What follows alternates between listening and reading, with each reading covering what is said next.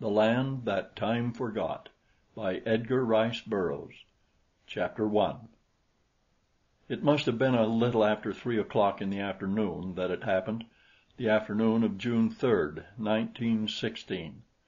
It seems incredible that all that I have passed through, all those weird and terrifying experiences, should have been encompassed within so short a span as 3 brief months. Rather might I have experienced a cosmic cycle, with all its changes and evolutions, for that which I have seen with my own eyes in this brief interval of time, things that no other mortal eye had seen before, glimpses of a world past, a world dead, a world so long dead that even in the lowest Cambrian stratum no trace of it remains.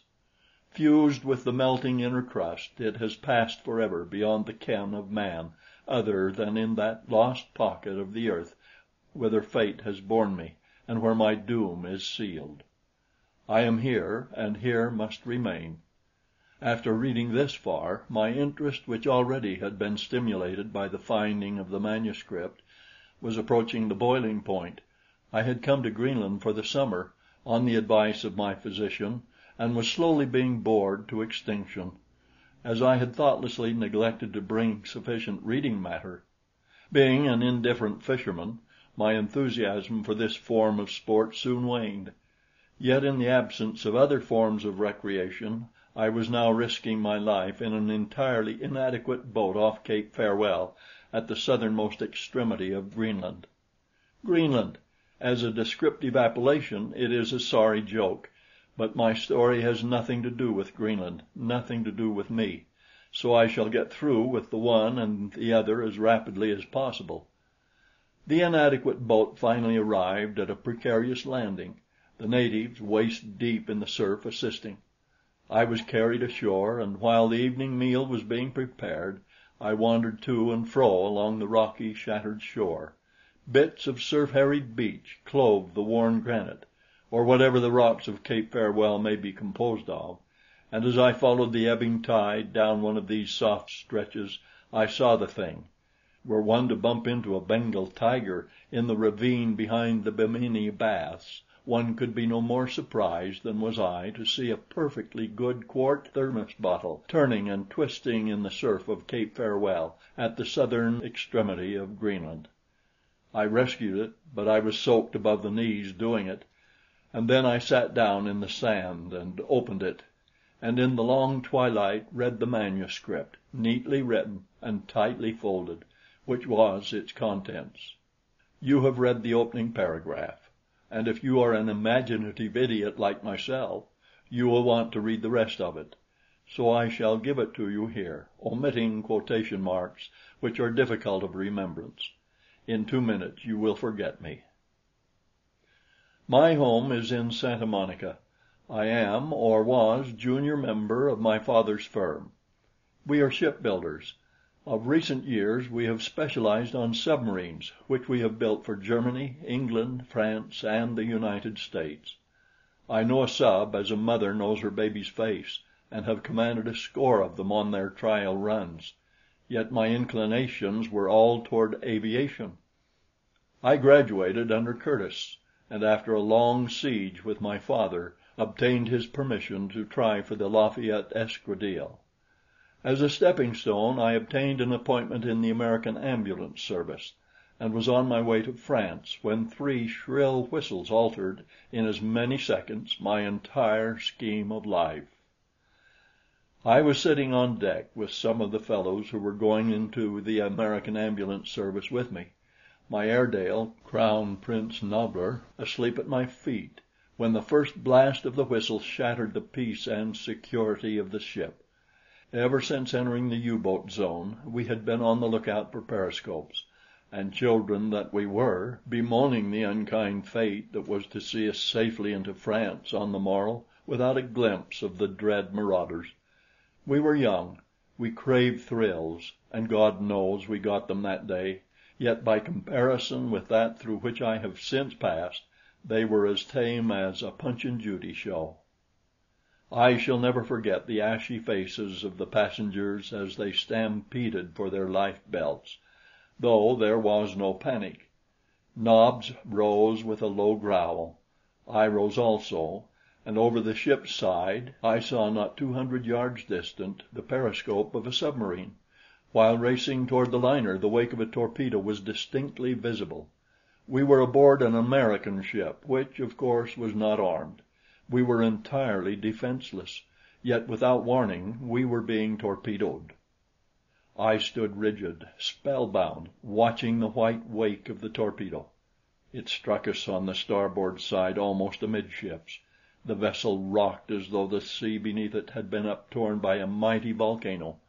We were thrown to the decks, bruised and stunned, and then above the ship, carrying with it fragments of steel and wood and dismembered human bodies, rose a column of water hundreds of feet into the air. The silence which followed the detonation of the exploding torpedo was almost equally horrifying. It lasted for perhaps 2 seconds, to be followed by the screams and moans of the wounded, the cursing of the men, and the hoarse commands of the ship's officers. They were splendid, they and their crew. Never before had I been so proud of my nationality as I was that moment. In all the chaos which followed the torpedoing of the liner, no officer or member of the crew lost his head or showed in the slightest any degree of panic or fear. While we were attempting to lower boats, the submarine emerged and trained guns on us. The officer in command ordered us to lower our flag, but this the captain of the liner refused to do. The ship was listing frightfully to starboard, rendering the port boats useless, while half the starboard boats had been demolished by the explosion. Even while the passengers were crowding the starboard rail and scrambling into the few boats left to us, the submarine commenced shelling the ship. I saw one shell burst in a group of women and children, and then I turned my head and covered my eyes.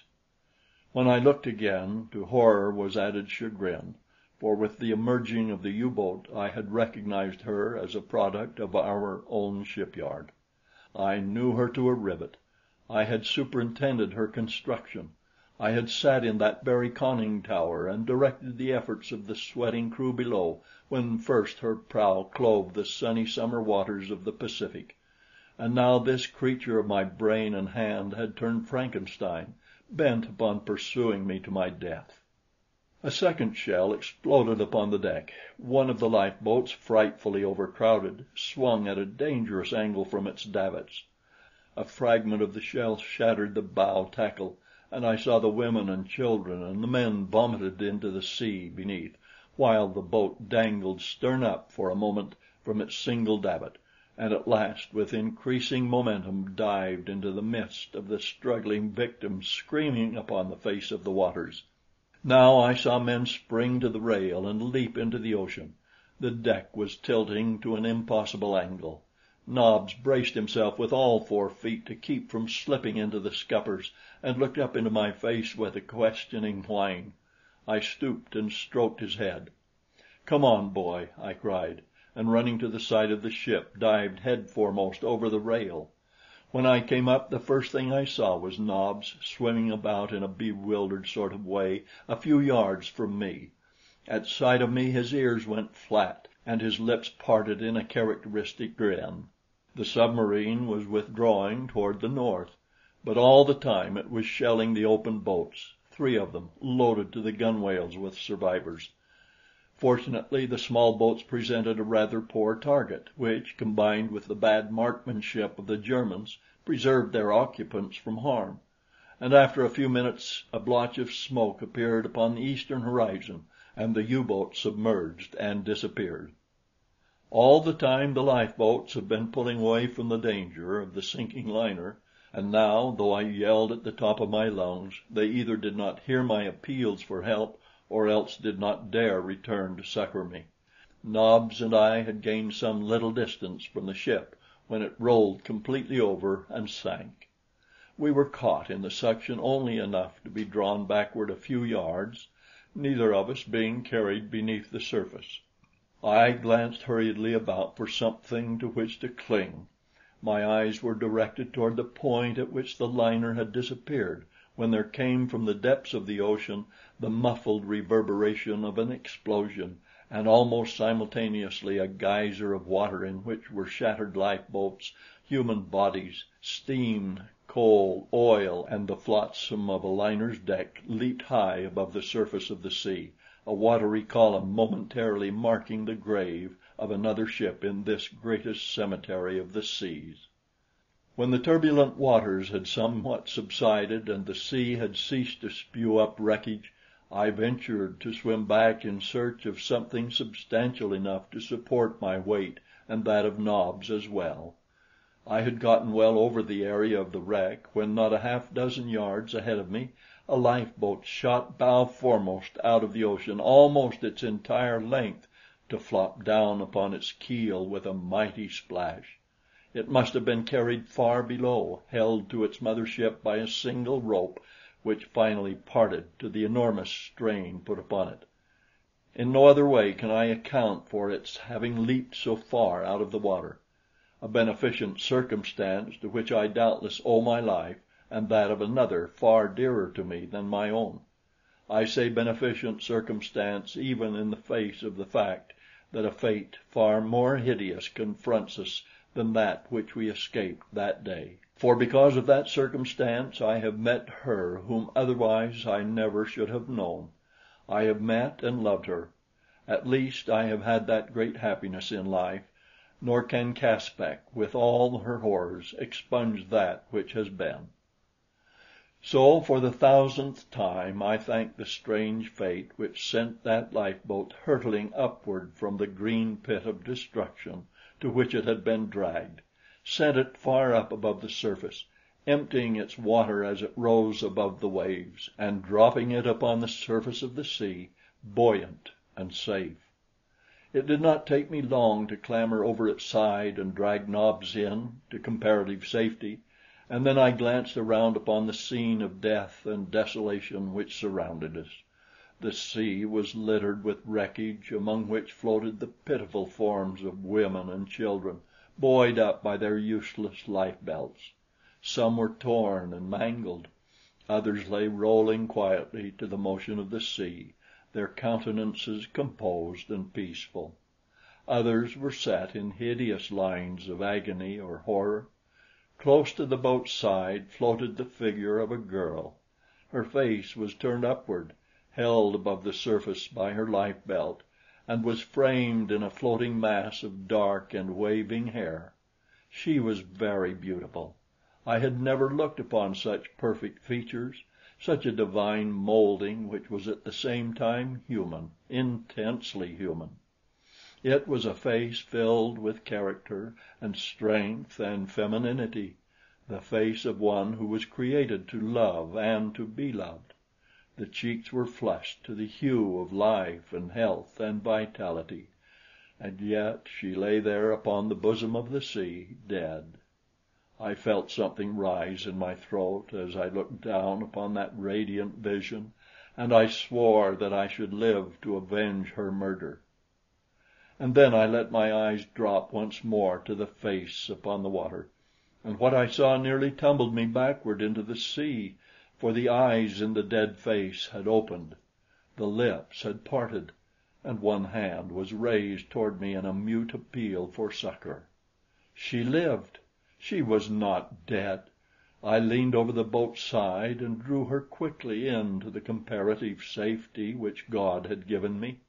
I removed her life belt and my soggy coat and made a pillow for her head. I chafed her hands and arms and feet. I worked over her for an hour, and at last I was rewarded by a deep sigh, and again those great eyes opened and looked into mine. At that I was all embarrassment. I have never been a ladies' man. At Leland Stanford I was the butt of the class because of my hopeless imbecility in the presence of a pretty girl, but the men liked me nevertheless. I was rubbing one of her hands when she opened her eyes, and I dropped it as though it were a red-hot rivet. Those eyes took me in slowly from head to foot. Then they wandered slowly around the horizon marked by the rising and falling gunwales of the lifeboat. They looked at Nobs and softened, and then came back to me filled with questioning. I stammered, moving away and stumbling over the next thwart. The vision smiled wanly. "Aye, aye, sir," she replied faintly, and again her lips drooped and her long lashes swept the firm, fair texture of her skin. "I hope that you are feeling better," I finally managed to say. "Do you know," she said after a moment of silence, "I have been awake for a long time, but I did not dare to open my eyes. I thought I must be dead, and I was afraid to look, for fear that I should see nothing but blackness about me. I am afraid to die. Tell me what happened after the ship went down. I remember all that happened before. Oh, but I wish that I might forget it."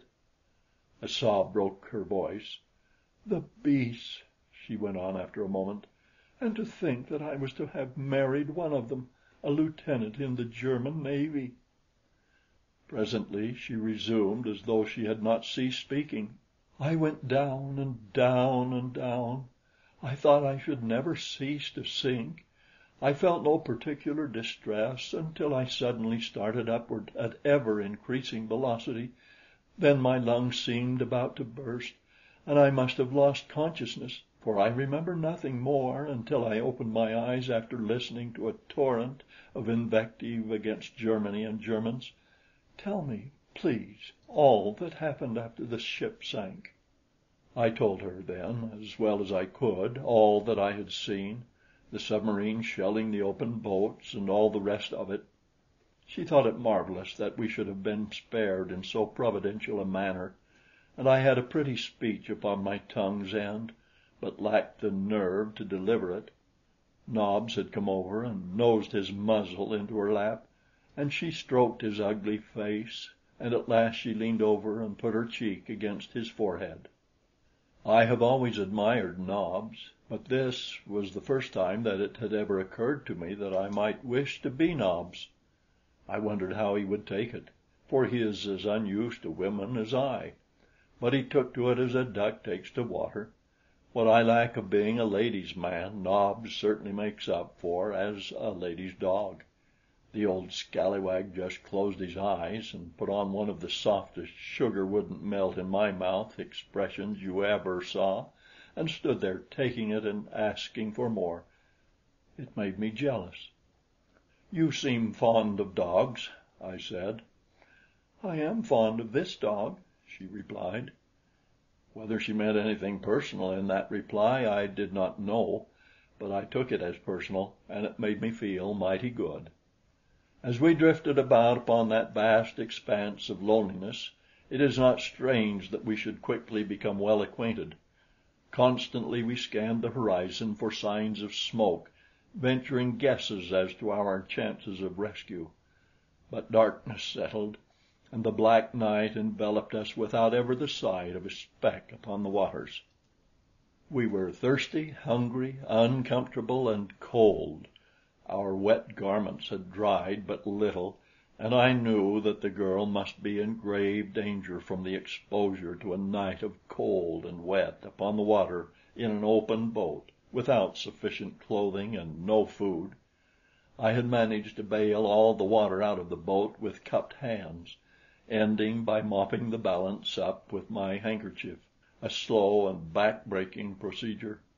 Thus I had made a comparatively dry place for the girl to lie down low in the bottom of the boat, where the sides would protect her from the night wind, and when at last she did so, almost overcome as she was by weakness and fatigue, I threw my wet coat over her further to thwart the chill. But it was of no avail.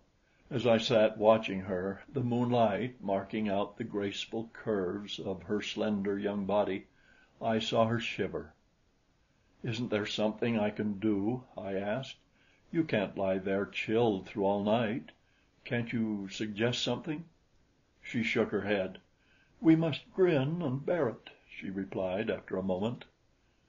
Nobbler came and lay down on the thwart beside me, his back against my leg, and I sat staring in dumb misery at the girl, knowing in my heart of hearts that she might die before morning came. for what with the shock and exposure, she had already gone through enough to kill almost any woman. And as I gazed down at her, so small and delicate and helpless, there was born slowly within my breast a new emotion. It had never been there before; now it will never cease to be there. It made me almost frantic in my desire to find some way to keep warm and cooling lifeblood in her veins.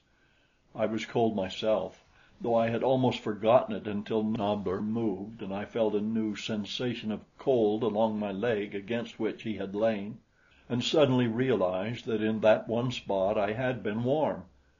Like a great light came the understanding of a means to warm the girl. Immediately I knelt beside her to put my scheme into practice, when suddenly I was overwhelmed with embarrassment. Would she permit it, even if I could muster the courage to suggest it? Then I saw her frame convulse shudderingly, her muscles reacting to her rapidly lowering temperature, and casting prudery to the winds, I threw myself down beside her and took her in my arms, pressing her body close to mine. She drew away suddenly, voicing a little cry of fright, and tried to push me from her. "Forgive me," I managed to stammer. "It is the only way. You will die of exposure if you are not warmed, and Nobs and I are the only means we can command for furnishing warmth." And I held her tightly while I called Nobs and bade him lie down at her back. The girl didn't struggle any more when she learned my purpose, but she gave 2 or 3 little gasps, and then began to cry softly, burying her face on my arm, and thus she fell asleep.